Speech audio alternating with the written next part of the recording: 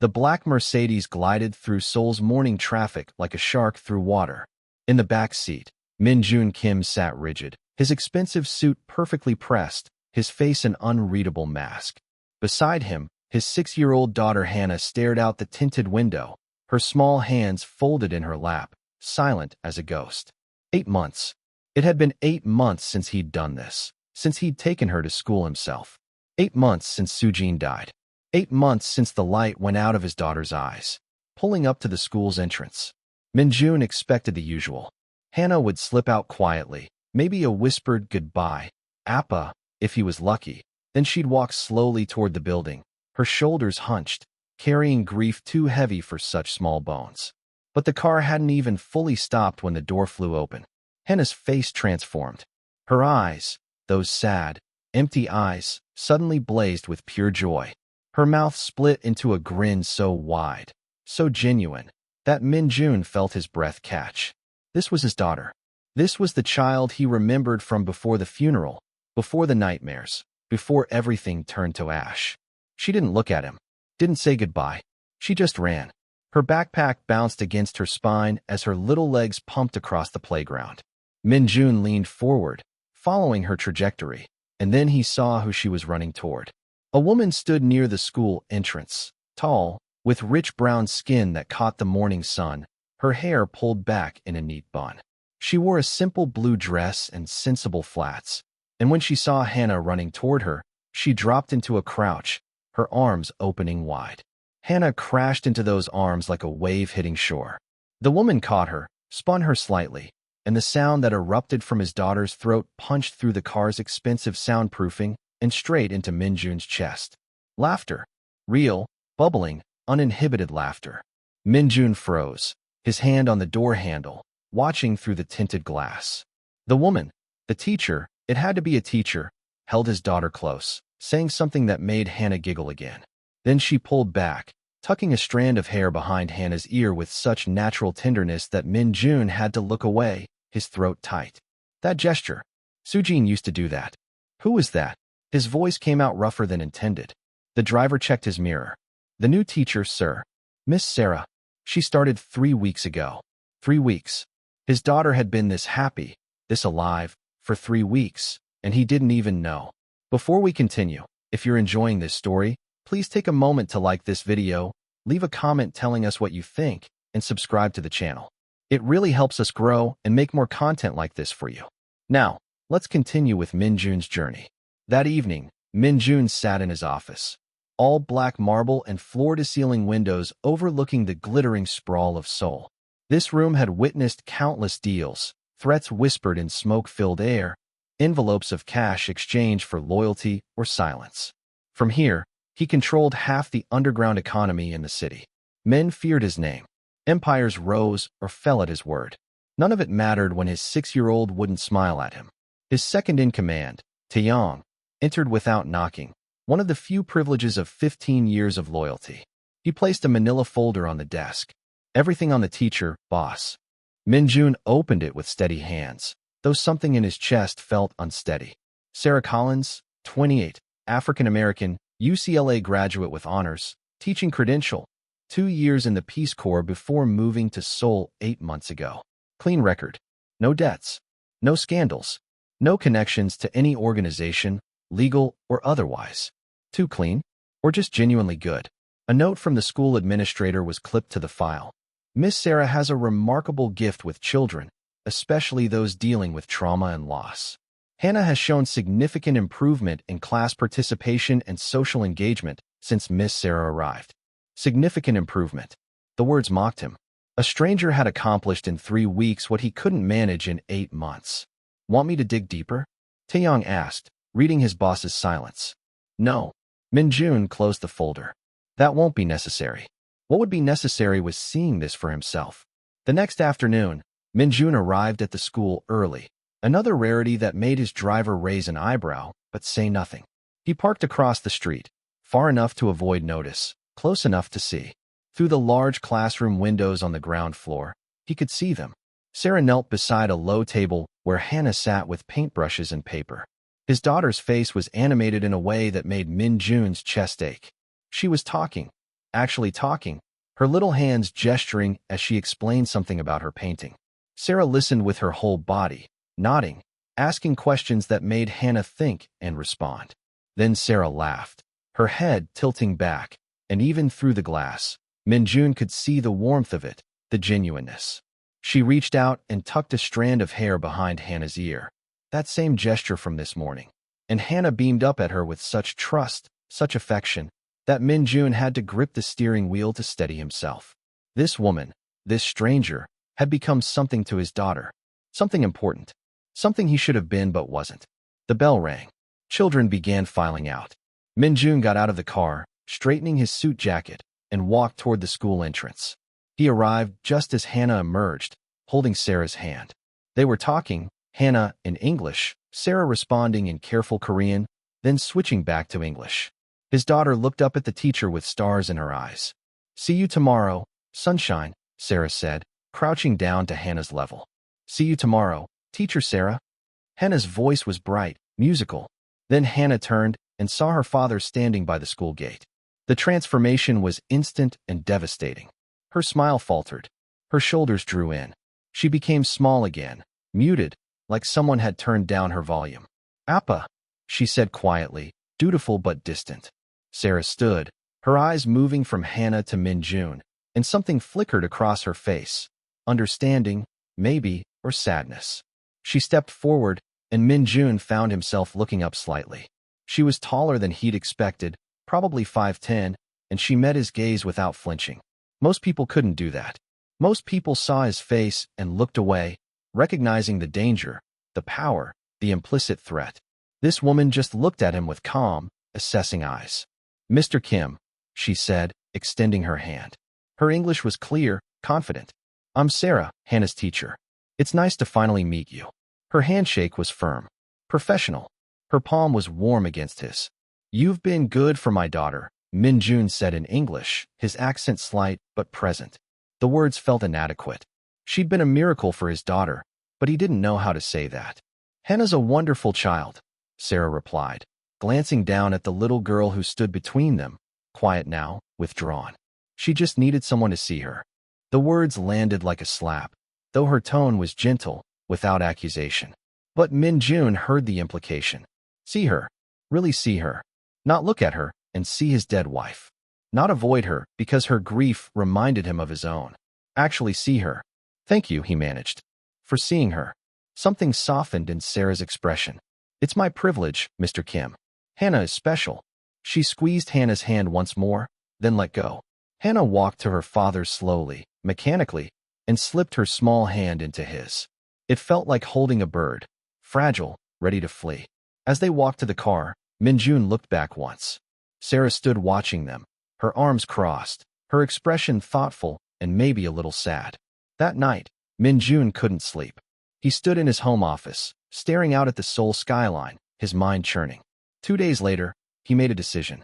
He called the school directly, asking for Sarah. When she came to the phone, her voice was cautious. "Mr. Kim, is everything all right with Hana?"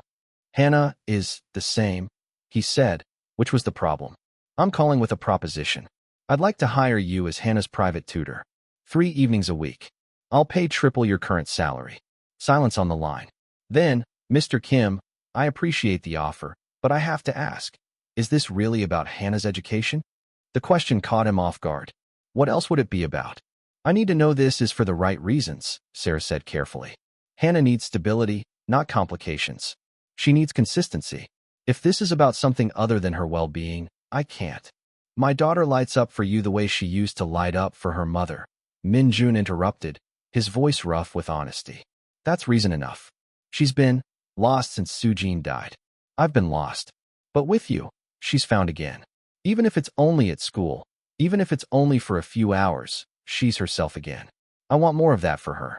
I want her to have that at home too." Another pause. He could hear Sarah breathing, thinking. "I'll do it," she finally said. "But I have conditions. I set the curriculum. I set the boundaries with Hana. And if I ever think this arrangement isn't serving her best interests, I walk away. No questions, no negotiations." "Agreed. When do you want me to start?" "Tomorrow." He heard the smile in her voice. "Tomorrow's fine, Mr. Kim. I'll see you at 6." After he hung up, Minjun stood in the dark quiet of his office and wondered what he'd just set in motion. He didn't tell her about his real work.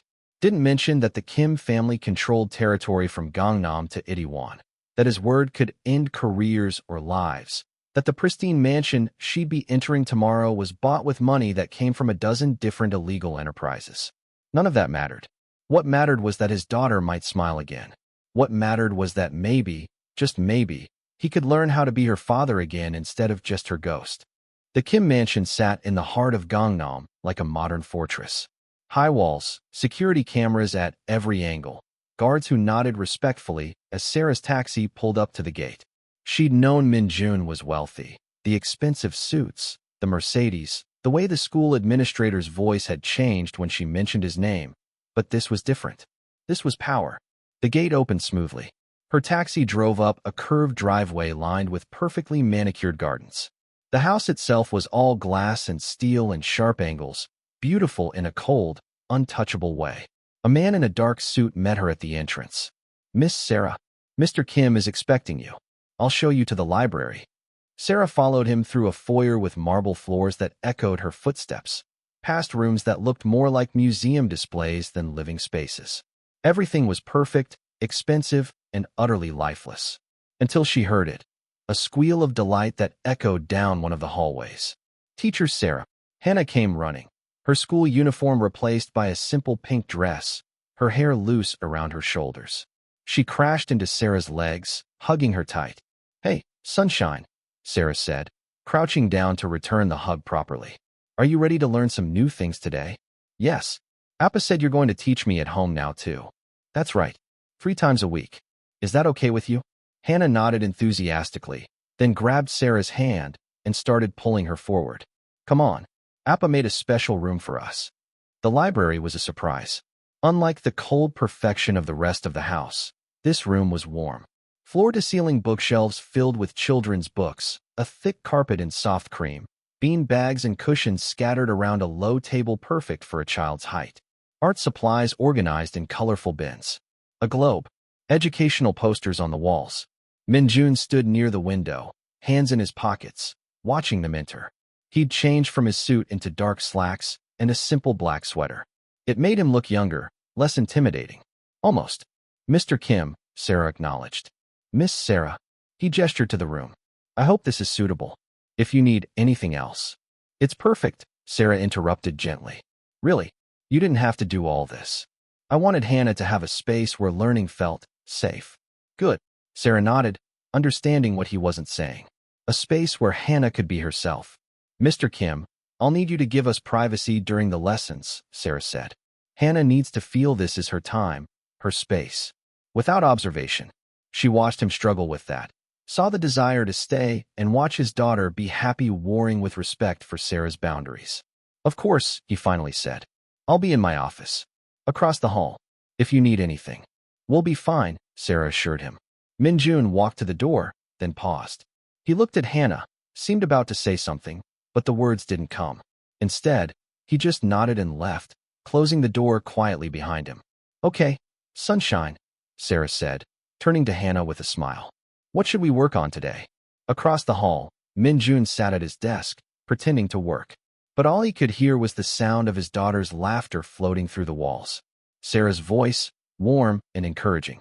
Hana's responses, growing more confident with each exchange. They sang an English song about colors. Sarah's voice was surprisingly good, melodic and clear. Hana joined in, stumbling over some words, but trying. Actually trying. An hour passed. It felt like both an eternity and a heartbeat. When the door finally opened, Minjun was there immediately, though he tried to look casual about it. Hana bounded out, clutching a piece of paper. "Appa, look, teacher Sarah taught me how to draw a butterfly. A real one, with symmetry." She thrust the drawing at him. It was good, better than he expected. The butterfly had detailed wings with patterns that mirrored each other, antennae, even little legs. "It's beautiful, Hana," Minjun said softly, taking the paper like it was made of gold. His daughter had given him something, had shown him something, had spoken to him first for once, instead of waiting to be spoken to. "You can keep it," Hana said, suddenly shy. "I will treasure it," he promised, and meant it. Sarah emerged from the library, her bag over her shoulder. She did wonderful work today, Mr. Kim. Hana's very bright and creative. Will you stay for tea? The words came out before Minjun could stop them. I mean, it's getting late, and the traffic. Tea would be nice, Sarah said, her eyes kind. Thank you. They sat in the kitchen, a space that actually felt lived in, probably because the cook used it daily. Hana sat between them, drinking juice and chattering about her day at school, about the butterfly she'd drawn, about everything and nothing. Minjun watched Sarah interact with his daughter. The way she listened, really listened, giving Hana her full attention. The way she asked follow-up questions that made Hana think. The way she laughed at Hana's jokes, even the ones that weren't particularly funny. Hana, Sarah said after a while. Why don't you go get that book you told me about? The one with the photos. Hana nodded eagerly and scampered off. Sarah turned to Minjun, her expression more serious now. She's doing well in my class, Mr. Kim. Better than well. But I notice she's very quiet during group activities. She watches the other children play, but rarely joins in. She used to be different, Minjun said quietly. Before, she was the loudest child in any room. Always laughing, always making friends. What changed? Her mother died. The words came out flat. Factual. 8 months ago. Car accident. Wrong place, wrong time. Sarah's expression softened with understanding and sorrow. I'm so sorry. Hana was with her. In the car. She saw everything. Minjun's hands tightened around his teacup. Physically, she wasn't hurt. But inside. Trauma, Sarah said gently. Has she seen anyone? A counselor. 3 different ones. She wouldn't talk to any of them. Minjun looked toward where Hana had gone. She stopped talking much at all after the funeral. Until you. Mr. Kim. Minjun. Please. We're going to be seeing quite a bit of each other. Minjun, Sarah corrected. Can I ask you something? And I need you to be honest. He nodded. When's the last time you really talked to Hana? Not about her day, not about homework. About her mother. About what happened. About how she feels. Minjun's jaw tightened. That's not your concern. With respect, it is. Sarah's voice was gentle but firm. She drew a picture in class today. Before our tutoring session, I mean. It was her family. She included her mother, me, and herself. You weren't in it. The words hit like a physical blow. Minjun set down his teacup carefully, his hand not quite steady. I don't know how, he admitted, his voice barely above a whisper. Every time I look at her, I see Soo-jin. I see my wife's eyes looking back at me. I see what I couldn't protect. What I failed to keep safe. You didn't fail. I did. His voice was sharp now. Edged with pain, he usually kept locked away. My world, my work, it made us targets. Soo-jin knew the risks when she married me.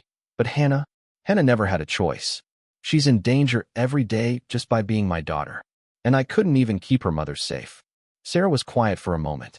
Hana doesn't need you to protect her from grief, Minjun. She needs you to grieve with her. She needs to know she's not alone in missing her mother. She needs to know you're still here, still her father, even though you're both broken. I don't know how to do that. You learn, Sarah said simply. You try, you fail, you try again. That's what parenting is. That's what love is. Hana's footsteps echoed in the hallway. Sarah stood, shouldering her bag. Think about it, she said. I'll see you both on Thursday. The second session went much like the first. And the third, a routine began to form. Sarah arrived at 6, spent an hour with Hana in the library, then stayed for tea. Each time, Hana grew a little more animated.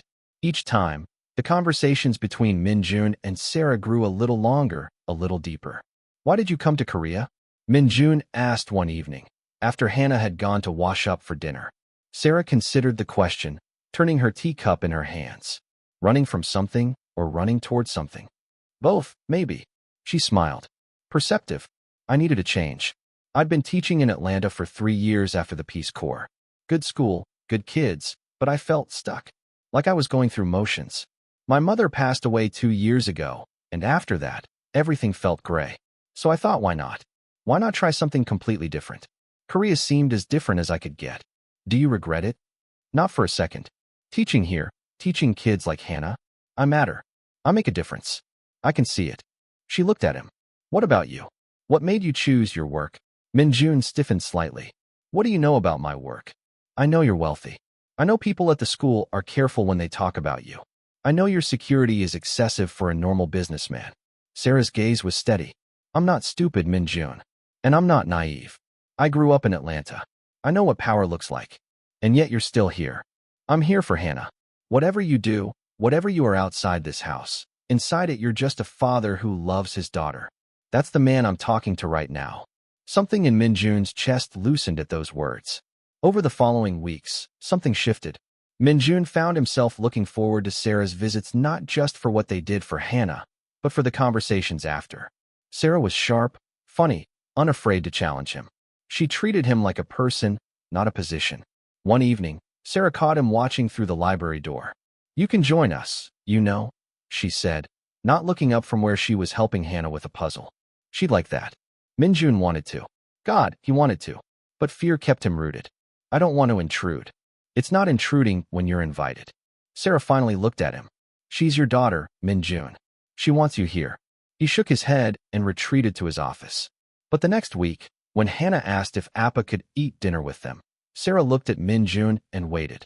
It's up to him, she said to Hana. Minjun saw his daughter's hopeful face, saw Sarah's encouraging expression, and despite every instinct telling him to maintain distance, to protect himself from the pain of truly engaging, he nodded. I would like that very much, Hana. They ate together, Minjun, Hana, and Sarah. It was awkward at first. Minjun didn't know what to say, how to be. But Sarah kept the conversation flowing, drawing both of them out, creating bridges between father and daughter. Hana talked about a friend at school.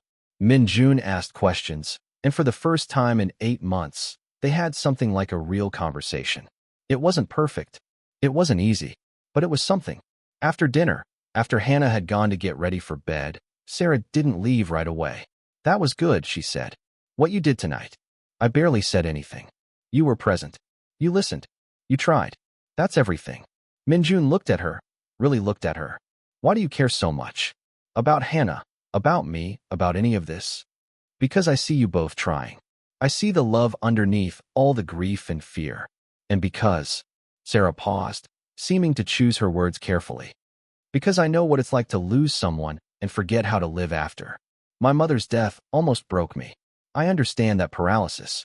So if I can help you both find your way back to each other, why wouldn't I? You're remarkable, Minjun said quietly. Sarah met his eyes, and something passed between them, a recognition, a connection. So are you. You just don't see it yet. The weeks turned into a month, then 2. Sarah became a fixture in the Kim household, her presence bringing warmth to rooms that had been cold for too long. She stayed later each visit, sharing dinners more often than not. Minjun found himself inventing reasons for her to stay, discussing Hana's progress, asking about teaching methods, anything to extend those moments when the three of them felt almost like a family. One evening in late autumn, after Hana had gone to bed, Sarah lingered in the living room. Rain drummed against the windows, and Minjun had insisted she wait until the storm passed before calling a taxi. You've redecorated, Sarah observed, gesturing to the room. Where there had once been stark white walls and minimalist furniture, there were now photographs. Hana as a baby, Hana with Soo-jin, family moments frozen in time. A vase of fresh flowers sat on the table. Children's books were scattered on the couch. Hana did most of it, Minjun admitted. She said the house looked sad. She wanted to see Mommy's face more. I thought seeing reminders would hurt more, but it actually helps. It's like Soo-jin is still here, in a way. That's beautiful, Sarah said softly. She walked to a photograph of Soo-jin holding newborn Hana, both of them glowing. She was lovely. She was everything. Minjun stood beside Sarah, looking at his wife's face. I met her at university. She was studying art history, completely impractical, totally passionate about it. She saw beauty in everything, even in me. Especially in you, I'd imagine. Minjun shook his head. She knew what I was, what my family did. She chose me anyway. Said love was about seeing someone completely and staying. She stayed through everything. The danger, the secrets, the nights I came home with blood on my hands that wasn't mine. She stayed, and she gave me Hana. And then? His voice broke. Sarah touched his arm gently. You don't have to. She was driving Hana to a piano lesson. Minjun continued, needing to say it. A rival organization had been making moves, trying to push into our territory. I'd handled it, or I thought I had. But one of them wanted revenge. He followed Sujin's car, ran her off the road on purpose. His hands clenched into fists. Hana was in the back seat. She watched her mother die and couldn't do anything. Couldn't help. Just like me. I couldn't protect them. Minjun, you can't. I can blame myself. I do. Every single day. He turned to face Sarah fully. Do you understand now why I pulled away from Hana? Every time I see her, I remember that I'm the reason her mother is dead. My choices, my life, it killed the woman I loved and traumatized my child. Sarah took his face in her hands, forcing him to meet her eyes. Listen to me. What happened to Sujin was not your fault. It was the fault of violent men who made evil choices. And Hana doesn't need you to martyr yourself with guilt. She needs her father, the one who's still alive, still here, still capable of loving her. I don't know if I am. Capable, I mean. You are. I see it every time you look at her, even when you're trying to hide it. You love her desperately, Minjun. You're just afraid. Of course I'm afraid. What if I fail her again? What if you succeed? Sarah interrupted. What if you try, and it's messy and imperfect, but you both heal a little? What if you give yourself permission to be human instead of invincible? They stood close, Sarah's hands still on his face, the rain creating a cocoon of sound around them. Minjun became acutely aware of the warmth of her touch, the steadiness in her eyes, the fact that this woman had somehow become essential to his life in ways that had nothing to do with Hana. When did you become so important to me? He asked quietly. Sarah's breath caught. Minjun, I think about you when you're not here. I look forward to Mondays and Thursdays and Saturdays because they're your days. I watch you with my daughter, and I think. He stopped himself. Think what? That I'm beginning to feel things I have no right to feel. That I'm betraying Sujin by wanting you to stay. Not just for Hana. For me. Sarah's eyes widened. I've been trying not to think about it. Trying to keep this professional, keep boundaries. But Minjun, she took a breath. I care about you. More than I should. More than is probably wise. Why isn't it wise? Because you're grieving. Because I'm Hana's teacher. Because your world is dangerous, and I'm just a woman from Atlanta who teaches children. Sarah dropped her hands, but didn't step back. Because this could get complicated in ways that hurt Hana, and I won't do that. What if it doesn't have to be complicated? Everything about you is complicated. Minjun smiled slightly, a rare, genuine expression. Fair point. But Sarah, you've brought light back into this house. Into my daughter. Into me. I don't want to lose that. You won't. I'm not going anywhere. Promise me. I promise. The moment stretched between them, full of possibility and restraint. Then Sarah's phone buzzed. She checked it, breaking the spell. The rain's letting up. I should go. Minjun wanted to ask her to stay. Wanted to close the distance between them and kiss her the way he'd been imagining for weeks. But he didn't. Because she was right. This was complicated, and Hana had to come first. I'll have my driver take you home, he said instead. That's not necessary.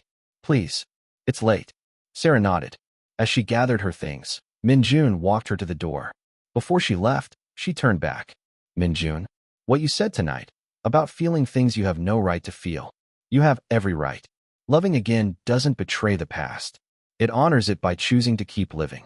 Then she was gone, leaving Minjun standing in the doorway, his heart beating harder than it had in months. The next session was awkward. Both of them danced around what had been said, what had almost happened. But Hana, in her 6-year-old wisdom, seemed to sense something. Teacher Sarah, do you like Appa? She asked during their lesson.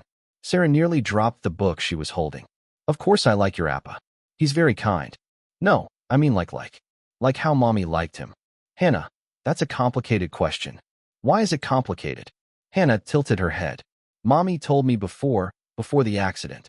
She said if something happened to her, she wanted Appa to be happy again. She said love doesn't run out. There's always more.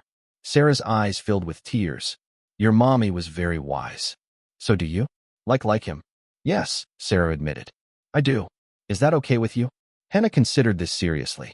Then she nodded. Mommy would like you. You make Appa smile. He never smiles. When Minjun came to check on them later, Hana announced, Appa, I told teacher Sarah it's okay if she likes you. Mommy would want you to be happy. Minjun looked at Sarah, who had turned bright red. Hania, that's not. We're not. It's okay, Appa. I know grown-ups are weird about feelings. But I'm just saying, it's okay with me. Hana went back to her coloring as if she hadn't just detonated a bomb in the room. After the lesson, after Hana had bounded off to play, Minjun and Sarah stood in the hallway, both acutely aware of the shift that had occurred. I didn't put her up to that, Sarah said quickly. I know. Hana has her mother's tendency toward blunt honesty. Minjun ran a hand through his hair. But she's right, isn't she? About how we feel. Minjun, we should be careful. For her sake. I'm tired of being careful. I've been careful for 8 months, and all it's done is make me and Hana miserable. You're the first thing that's felt right since Soo-jin died. He stepped closer. Tell me you don't feel this. Tell me it's all in my head, and I'll step back. I'll keep this professional. But if you feel even a fraction of what I feel it, Sarah whispered. I feel it so much it scares me. Then why are we fighting it? Because I need to know this is real. Not just grief seeking comfort. Not just loneliness finding company. I need to know that if we do this, if we cross this line, it's because you truly want me. Not because I remind you of what you lost, or because I'm convenient, or... Minjun kissed her. It was soft, tentative, asking permission even as it declared intent. Sarah froze for half a second, then melted into it, her hands coming up to grip his shoulders. When they broke apart, both breathing hard, Minjun rested his forehead against hers. You are nothing like Soo-jin, he said quietly. You're strong where she was gentle. You challenge me where she accepted me. You're your own person, remarkable and irreplaceable. And yes, I want you. Not as a replacement, not as a comfort. As you. Sarah, the woman who saved my daughter. The woman who's saving me. Sarah's eyes shimmered with tears. I want you too. But Minjun, your world. I need to know what I'm walking into. Really know. He pulled back slightly. You're right. Come with me. Minjun led her to his office, closed the door, and told her everything. About the Kim family organization, about the territories they controlled, about the violence that sometimes came with the work, about the enemies he'd made, the blood on his hands, the moral compromises he'd accepted as necessary. Sarah listened without interrupting, her expression unreadable. Soo-jin's death wasn't random, he finished. It was a message, and anyone close to me becomes a potential target. That's what you'd be signing up for. Danger. Security details. Always looking over your shoulder. That's my reality. Are you trying to scare me away? I'm trying to be honest. You deserve to choose this with open eyes. Sarah stood, walked to the window overlooking Seoul's glittering skyline. Minjun watched her, his heart in his throat, waiting for her to say this was too much, that she couldn't do it. Finally, she turned back. I grew up in Atlanta in a neighborhood where gunshots were background noise. My father left when I was 5. My mother worked 3 jobs to keep us fed. I learned early that the world is dangerous, that safety is often an illusion, that the only real choice is whether you live in fear or live despite it. She walked back to him. I choose to live despite it. With you. If you'll have me. If I'll. Sarah, you're offering to enter a world of violence and crime for me. The question is whether you'll have me. Broken, dangerous, still grieving me. You're not broken. You're healing. There's a difference. She took his hands. And yes, I'll have you. All of you. The grief, the danger, the complications. Because when I look at you, I see a man trying desperately to be good despite everything pushing him toward darkness.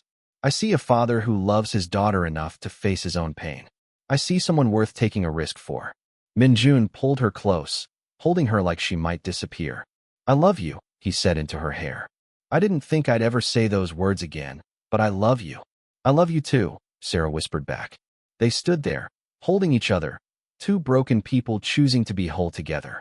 The next few weeks felt like living in a dream. Minjun and Sarah navigated their new relationship carefully, keeping displays of affection private when Hana was around, but the child seemed to sense the shift anyway. She grew even happier, more animated, as if the tension that had filled the house was finally dissipating. Sarah still came for tutoring sessions, but now she stayed for dinner every time. They became a unit, the 3 of them around the table, sharing meals and stories. Minjun found himself laughing again, really laughing, at Sarah's stories about her students or Hana's innocent observations about the world.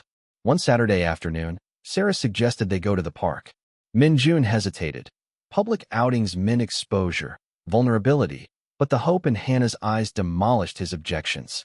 They went to Seoul Forest, Minjun's security team maintaining a discreet distance. Hana ran ahead to feed the deer, her laughter carrying on the autumn breeze. Minjun and Sarah walked hand in hand, and for a few precious hours, they were just a normal family enjoying a beautiful day. Look, Appa, Teacher Sarah, the deer ate from my hand, Hana shouted, turning back to them with pure joy radiating from her small face. I see, sunshine. You're very brave, Sarah called back. Minjun squeezed Sarah's hand. Thank you, he said quietly. For what? For this. For giving us normal. I'd forgotten what it felt like. Sarah leaned her head on his shoulder briefly. You deserve normal, Minjun. So does Hana. You both deserve happiness. But happiness, Minjun had learned, was fragile, and his world didn't forgive vulnerability. The threat came on a Tuesday evening.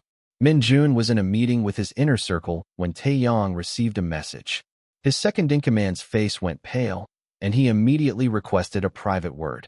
In Minjun's office, Taeyong showed him the photos. Sarah leaving her apartment. Sarah at the school. Sarah entering the Kim mansion. And with the photos, a message. The boss has a new weakness. How convenient. It was from the Choi organization, the same group responsible for Sujin's death. Minjun's blood turned to ice. When did this come in? 20 minutes ago. Boss, we need to increase security immediately. The teacher, her name is Sarah. Minjun's voice was deadly quiet. And yes, increase security. Double the detail on Hana. I want eyes on Sarah 24/7. She doesn't go anywhere without protection. Should we tell her to stay away? At least until we neutralize the threat. Every instinct screamed yes. Push her away. Keep her safe. Repeat the pattern of isolation that had defined the last 8 months. But Minjun thought of Sarah's words. I choose to live despite it. No, but we tell her the truth. She deserves to know what she's facing. That evening, when Sarah arrived for Hana's lesson, Minjun asked her to come to his office first. His face must have conveyed the seriousness because Sarah's smile faded immediately. What's wrong? He showed her the photos, watched her face as she processed what they meant. The Choi organization, he explained. They killed Sujin. Now they know about you, about what you mean to me and Hana. They're sending a message that they can reach us through you. Sarah sat down slowly. So what do? I'm assigning you a security detail. 2 men, rotating shifts. They'll be with you at all times when you're not here. Minjun, I can't have bodyguards following me to school. How would I explain that? I don't care how you explain it. Your safety is important, I know. But so is my life, my job, my independence. Sarah rubbed her temples. There has to be another way. There isn't. Sarah, these people murdered my wife and traumatized my daughter. I won't.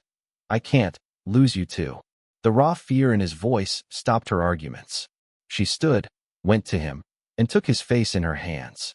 You won't lose me. But Minjun, we can't live in fear. That's not living. That's just existing. There has to be a middle ground. What are you suggesting? I'll accept security when I'm coming and going from here. But at school, in my daily life, I need to be able to breathe. I'll be careful, aware, but I won't be a prisoner.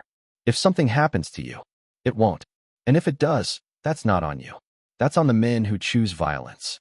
She kissed him softly. I'm not Sujin. I know what I signed up for. I'm not backing out now. Minjun held her close, breathing in her scent, trying to memorize every detail in case his worst fears came true. I love you, he whispered. I love you too. Now let me go teach our girl. Our girl. The words settled in Minjun's chest like an anchor. But despite security, despite precautions, the threats escalated. A week later, Sarah's apartment was broken into. Nothing was taken, but the message was clear: we can get to you whenever we want. Minjun insisted she move into the mansion immediately. Sarah resisted at first, concerned about appearances, about moving too fast, but when Hana added her own tearful plea. Please, Teacher Sarah, I'm scared something bad will happen like with Mommy, Sarah agreed. Moving in changed everything. The tutoring sessions became seamless parts of daily life. Sarah and Hana cooked together in the evenings, American soul food mixing with Korean dishes, creating fusion meals that made Hana giggle and Minjun's heart swell. They watched movies together, curled up on the couch like a real family. Sarah read Hana bedtime stories, her voice gentle and soothing. And at night, after Hana was asleep, Minjun and Sarah had each other. They talked for hours, learning each other's histories, dreams, fears. They made love slowly, carefully, two people learning to trust again. Sarah traced the scars on Minjun's body, physical evidence of his dangerous life, and kissed each one. Minjun worshipped her strength, her softness, the miracle of her presence in his life. "Do you ever regret it?" he asked one night, holding her in the darkness of his bedroom. "Choosing this? Choosing us? Never," Sarah said without hesitation. "Do you?" "I regret the danger I've put you in. But choosing you? Loving you? Never." But love, Minjun was learning, sometimes meant making impossible choices. The attack came on a Thursday. Sarah was leaving school, her security detail flanking her as usual. The black SUV pulled up, and she was almost to the vehicle when the first shots rang out. Her guards reacted instantly, pushing her down, returning fire. The school erupted in chaos, children screaming, teachers hurting students inside. The shooters, 3 men in motorcycle helmets, fired indiscriminately before speeding away. Sarah wasn't hit, but one of her guards took a bullet to the shoulder. The other guard called it in immediately. Minjun received the call during a business meeting. He was out the door before Taeyong finished the sentence, his heart pounding so hard he thought it might break through his ribs. He found Sarah at the hospital, unharmed physically but shaking. The moment she saw him, she collapsed into his arms. I'm okay, she kept saying, like a mantra. But Minjun, there were children there. The school, what if one of them had been hit? What if? Sure, I know. He held her tight, fury and fear warring in his chest. The Choi organization had crossed a line. This wasn't just about him anymore. They'd put innocent children at risk. Later, at home, after they'd assured Hana that teacher Sarah was fine, just a little scared but completely safe, Minjun made a decision. I'm stepping back, he told Taeyong in his office. Sarah sat beside him, her hand in his. Taeyong's eyebrows shot up. Boss. From active operations. You'll take over day-to-day management. I'll remain as advisor, but I'm done being a target. Done making my family targets. The organization. We'll survive. We'll thrive, probably. You're more than capable, Taeyong. You've been running half of it already. Minjun's voice was firm. But this, today, was the final warning. I won't risk my daughter's safety anymore. I won't risk Sarah's life. I choose them. I choose differently.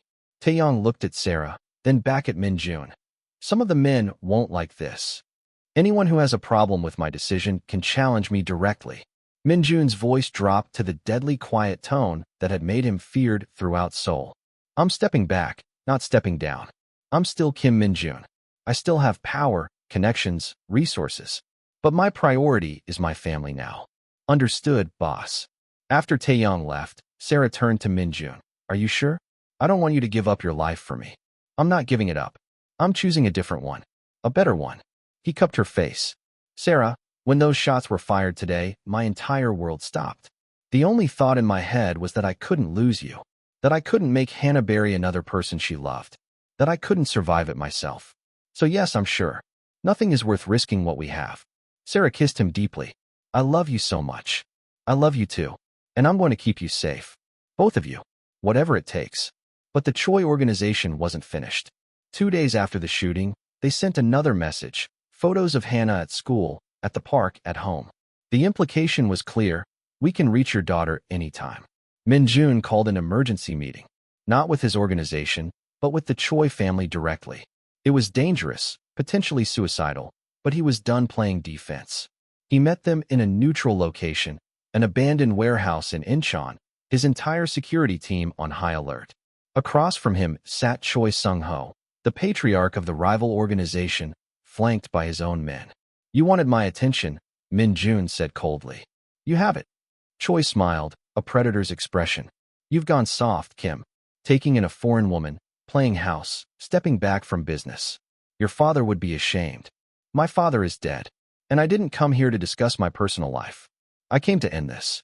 And what? We're just getting started. You took our territory in Itaewon. We took your wife. Now we're going to take everything else you love, piece by piece.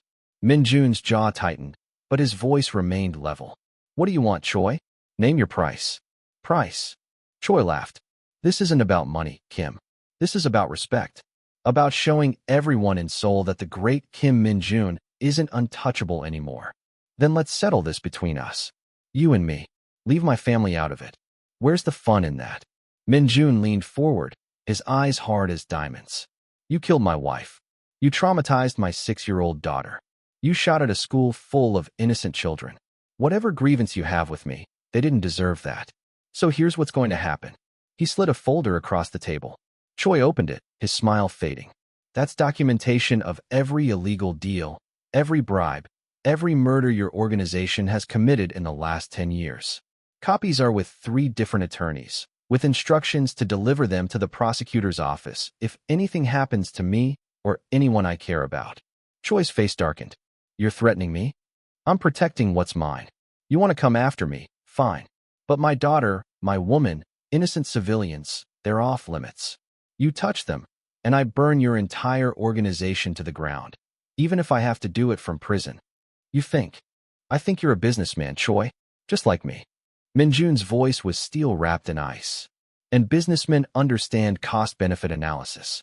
So let me lay it out for you clearly. You can continue this vendetta, keep coming after my family, and in the process, lose everything. Your freedom, your empire, your legacy. Or you can accept that Itaewon is mine. Take the compensation I'm offering for your lost territory, triple the actual value, by the way, which you'll find outlined in that folder, and we go our separate ways. We stay out of each other's business. We both get to keep what matters. Choi flipped through the folder, his expression unreadable. The warehouse was silent except for the distant sound of ships in the harbor. Minjun's men stood ready, hands near their weapons. One wrong move, one wrong word, and this would end in blood. You've changed, Kim, Choi finally said. The old you would have come in here with guns blazing. Consequences be damned. The old me didn't have a daughter who wakes up screaming from nightmares about her mother's death. The old me didn't have a woman he loves who teaches children and believes in second chances. Minjun's voice softened slightly. I'm trying to be better, Choi, for them. But make no mistake, I'm still capable of burning your world down. I just prefer not to. Choi studied him for a long moment. Then he closed the folder and stood. Triple value, you said? Triple. Plus, I'll pull my operations out of 2 neutral zones we've both been eyeing. You can have them without a fight. And if I agree, you'll destroy this evidence. No, but it stays locked away unless you give me a reason to use it. Insurance, Choi. Just insurance. Choi extended his hand. We have a deal, Kim. But if you ever come after my territory again, I won't. I'm a family man now. I just want peace. They shook hands, and Minjun felt a weight lift from his shoulders. It wasn't perfect. It wasn't guaranteed. But it was a chance at the normal life he'd promised Sarah and Hana. When he returned home that night, Sarah was waiting up for him, curled on the couch with a book. She took one look at his face and knew. Is it over? It's over. We have a truce. Hana is safe. You're safe. Sarah set down her book and walked into his arms. Minjun held her tight, breathing in the scent of her hair, feeling her heartbeat against his chest. I was terrified, she admitted. The whole time you were gone, I kept thinking about what Hana said earlier, about how she didn't want to lose another person, and I realized I didn't want to lose you either. You won't. I promised you I'd choose differently, and I did. I'm done with the violence, Sarah. Taeyong is running operations now. I'm just an advisor, a silent partner. My focus is here, with you and Hana. Sarah pulled back to look at him. What does that mean exactly? For your future? It means I'm thinking about legitimate business. Taeyong and I discussed investing the organization's money into legal ventures, real estate, technology, hospitality, cleaning up the Kim family legacy so that Hana inherits something she can be proud of, not ashamed of. That's a big change. You're worth a big change. Hana deserves a father who doesn't have blood on his hands. Minjun cupped Sarah's face. I can't erase my past, but I can choose my future. And I choose this. Us. A life where Hana doesn't have to be afraid, where you don't need bodyguards, where we can just be. Sarah kissed him, deep and thorough. I'm so proud of you, she whispered against his lips. They made love that night with a new urgency, a new freedom. The threat that had hung over them was gone. They were safe. They were together. They were building something real. The next morning, Minjun woke to the sound of laughter coming from the kitchen. He found Sarah and Hana making pancakes, flour dusting both their faces, the kitchen a beautiful disaster of mixing bowls and spilled ingredients. Appa! Hana shouted when she saw him. We're making American pancakes. Teacher Sarah is teaching me. I can see that. Minjun smiled, leaning against the doorframe, just watching them. Sarah caught his eye and winked. Come on, join us, she said. Hana, show your appa how to flip a pancake. And so Minjun found himself in the kitchen, his daughter instructing him seriously on the proper pancake flipping technique. Sarah laughing at his first failed attempt that landed half on the pan and half on the stove. Appa, you're terrible at this. Hana giggled. I know. I'm better at other things. Like what? Like loving you. He scooped her up, making her shriek with laughter. Like tickling little girls who criticize my cooking. Sarah watched them, her heart full. This man who had been so closed off, so frozen in grief, was laughing and playing with his daughter like grief had never touched him. Except it had, and that made this moment even more precious, because it was hard-won, fought for, chosen deliberately.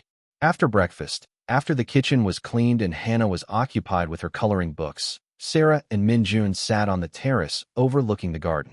I've been thinking, Sarah said. About us, about the future. Minjun tensed slightly. Should I be worried? No. Actually, I wanted to talk about something serious. About Hana. What about her? Sarah took his hand. She asked me yesterday if I was going to be her new mommy. Not eventually, not someday now. And I didn't know what to tell her, Minjun. We've never really discussed what this is, where we're going. Minjun was quiet for a moment, processing. What did you tell her? I told her that I loved her very much, and that I loved her appa very much, but that grown-up relationships were complicated and we needed to take things one step at a time. Sarah looked at him. But the truth is, I want to be that for her. I want to be in her life permanently, not just as a teacher or even as your girlfriend, but as family. If that's what you want to. Sarah. Minjun turned to face her fully. I've been in love with you for months. I've been imagining you as permanent since the first time Hana laughed for you. The question isn't whether I want this. I do desperately. The question is whether you're ready for what that means. What does it mean? It means being Hana's mother in all the ways that matter. It means accepting that Sujin will always be part of our story, that there will be days when Hana misses her first mommy so much that nothing you do will be enough. It means loving a traumatized child through her healing, which is messy and nonlinear and heartbreaking sometimes. I know all that. It also means marrying me, making this legal and official, because I won't ask you to be Hana's mother without giving you the security and commitment of being my wife. Minjun reached into his pocket and pulled out a small velvet box. I've been carrying this for 2 weeks, waiting for the right moment. Maybe there is no perfect moment. Maybe the right time is just now. He opened the box, revealing a ring, a simple platinum band with a single diamond, elegant and understated, so unlike the flashy jewelry his world usually favored. Sarah's hands flew to her mouth. Minjun. Sarah Collins, will you marry me? Will you be Hana's mother and my wife? Will you take on this complicated, messy, sometimes dangerous life and help me make it beautiful? Tears streamed down Sarah's face. Yes. Yes, of course, yes. Minjun slipped the ring onto her finger, then pulled her into his arms. They sat there, holding each other, until they heard a gasp from the doorway. Hana stood there, eyes wide. Are you and teacher Sarah getting married? Sarah laughed through her tears. Yes, sunshine. We are. Hana let out a squeal that probably echoed through the entire neighborhood and launched herself at them. Minjun caught her, pulling her into their embrace, and for the first time since Sujin's death, the three of them held each other as a complete family. Does this mean teacher Sarah will be my new mommy?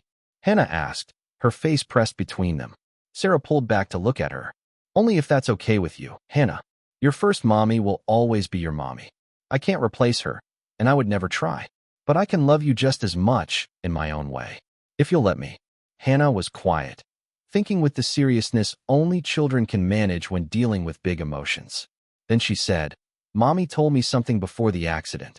She said love makes more love. Like how when Apple loved her, it made me, and that was more love. So if you love Apple and me, that's even more love, right? That's exactly right, Minjun said softly, his voice thick. Then yes, you can be my new mommy. And mommy in heaven won't be sad because there's more love now. Hana looked between them. Right, Sarah agreed, crying openly now. Your mommy would be so proud of you, Hana, and so grateful that you're brave enough to love again. They spent the rest of the day planning where to have the wedding, when, who to invite. Hana had opinions on everything, insisting that there should be butterflies because teacher Sarah taught her to draw butterflies, and that's when everything got better. That evening, after Hana had finally fallen asleep, exhausted from excitement, Sarah and Minjun lay in bed together. "Are you scared?" Minjun asked. "Terrified," Sarah admitted.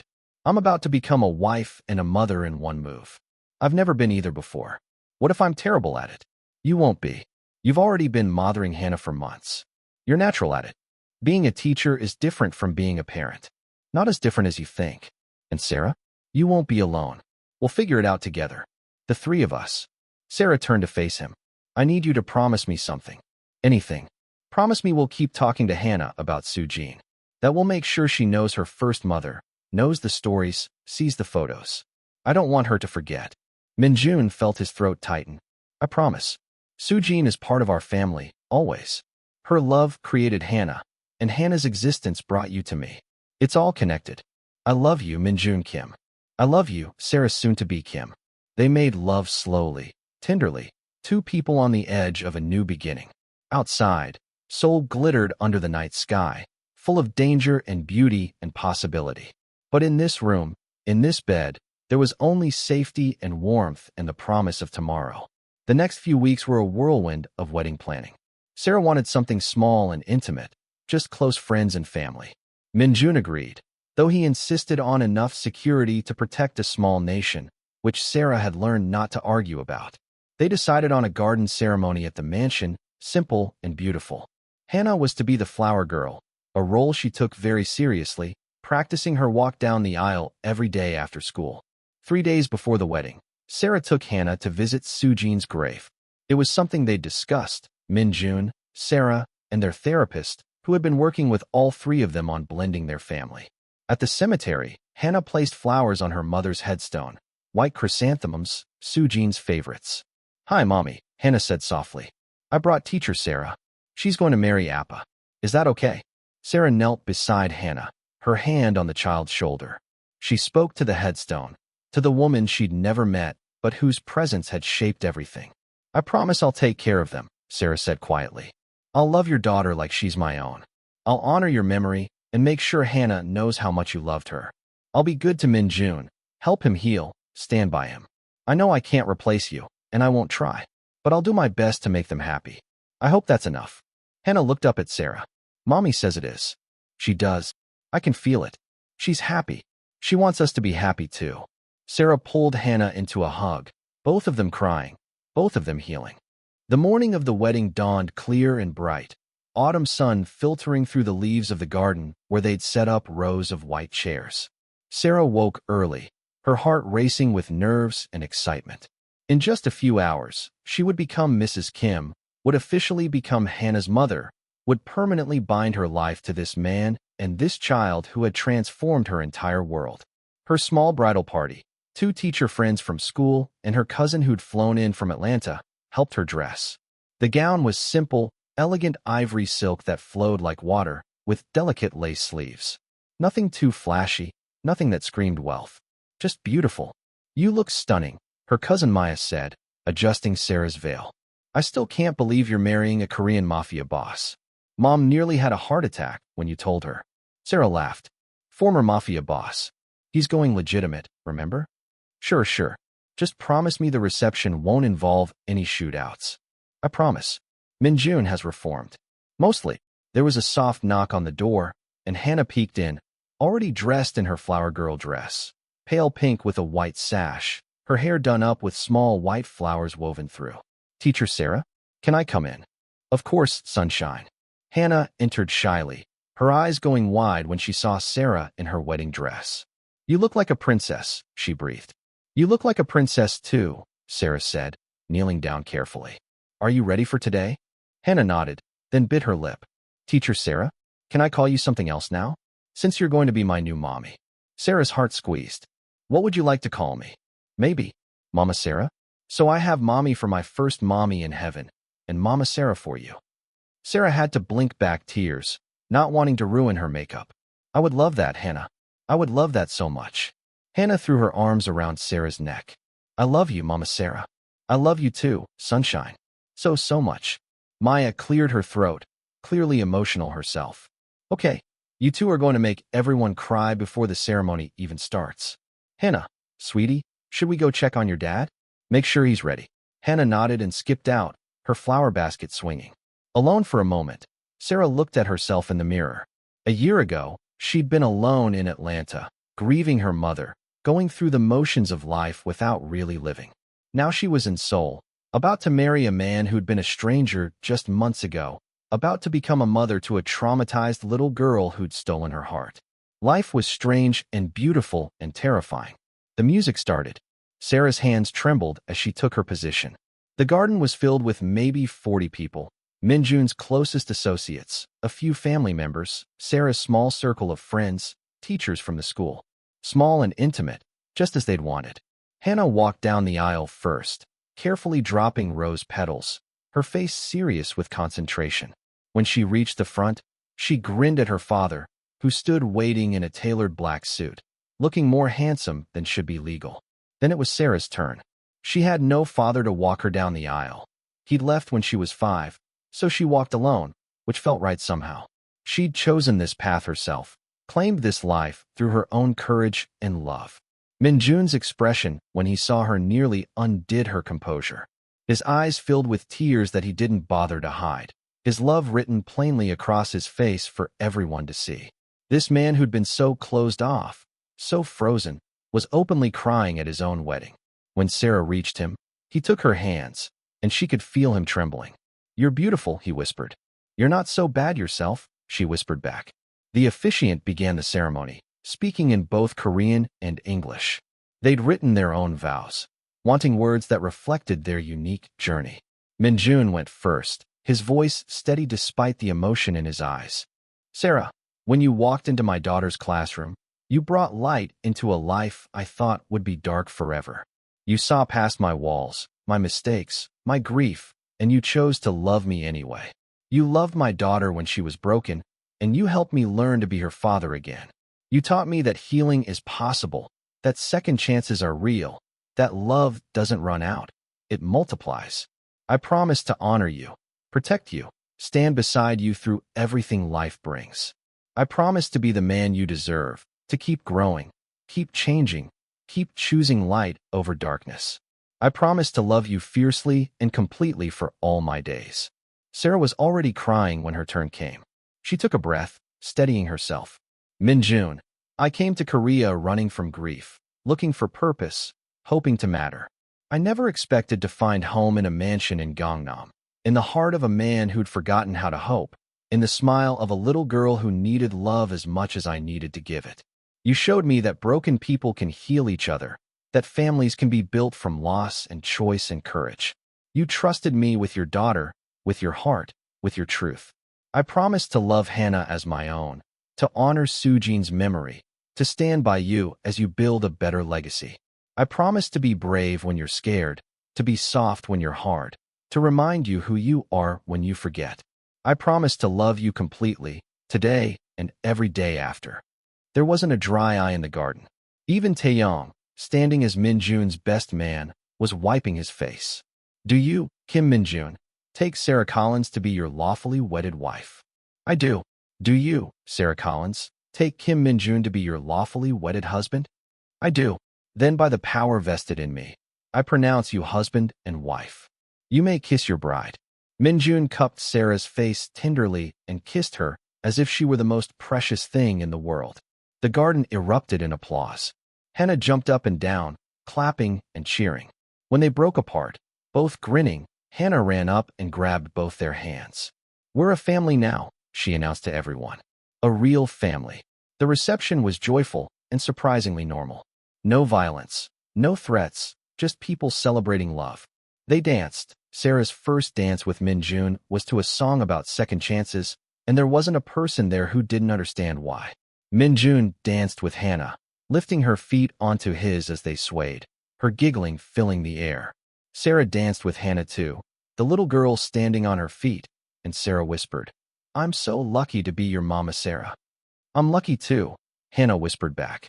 As the evening wore on and the guests began to leave, The three of them stood together watching the sun set over Seoul.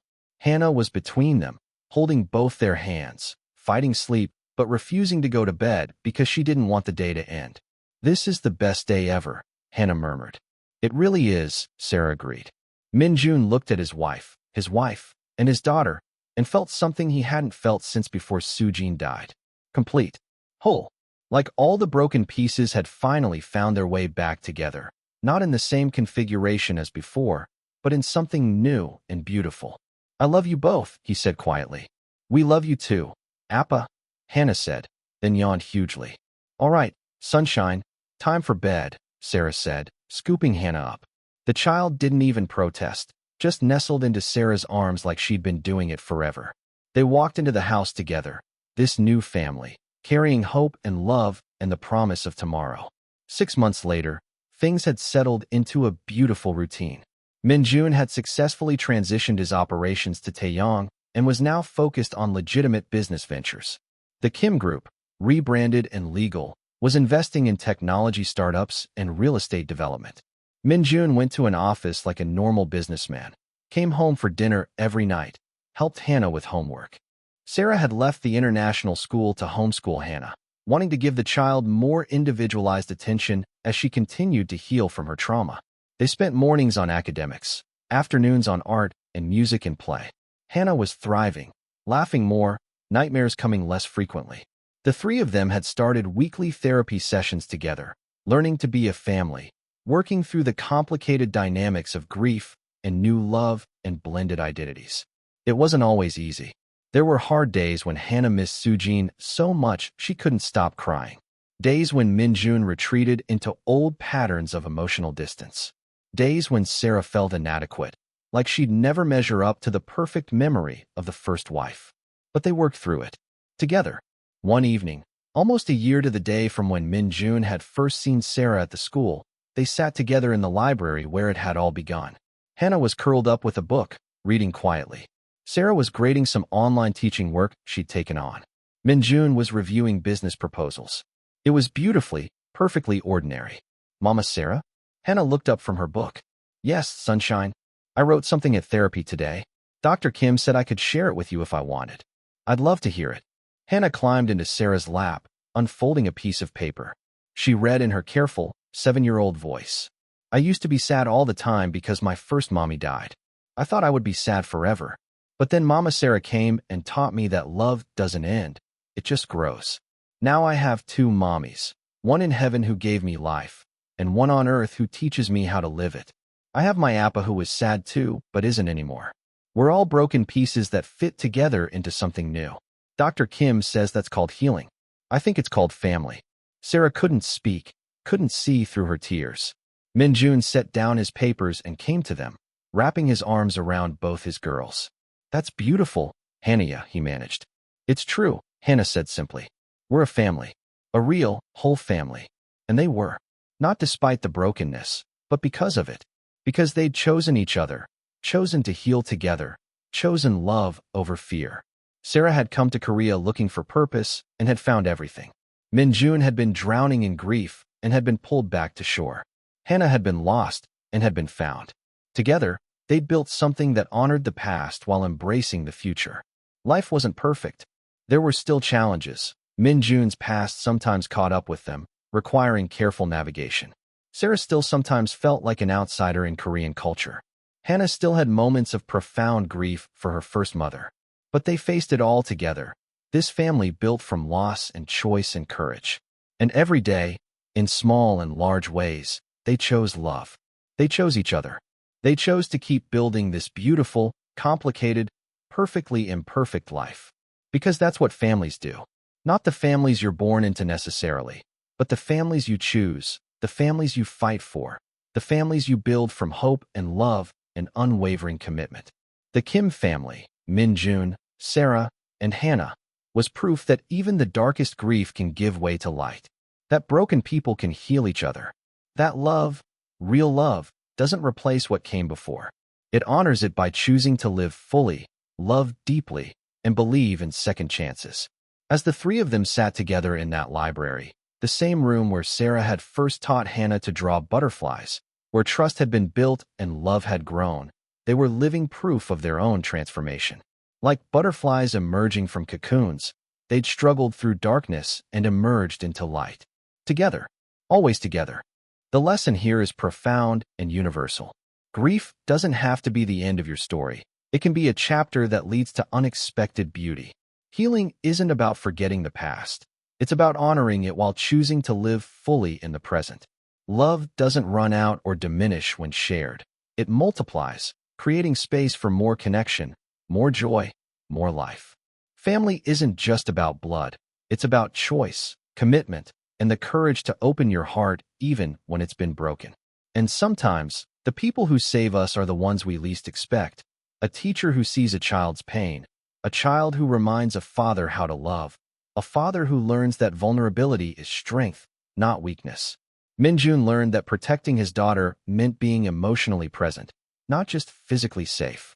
Sarah learned that home isn't a place, but the people you choose to build a life with. Hana learned that loving new people doesn't betray the memory of those you've lost. Together, they learned that broken pieces can be put back together in new patterns that are just as beautiful, sometimes more so, than the original. Thank you so much for joining us on this journey with Minjun, Sarah, and Hana. If this story touched your heart, moved you, or made you believe in second chances, please hit that like button and subscribe to our channel. Share this video with someone who needs to hear that healing is possible, that love can bloom even in the darkest soil, and that families can be built from hope and courage. Drop a comment below telling us what moment resonated most with you. Your support helps us create more stories like this, stories that remind us all of our shared humanity, our capacity for resilience, and our endless potential for love. Until next time, remember, your story isn't over. The best chapters might still be ahead, waiting to be written. Thank you for watching, and we'll see you in the next story.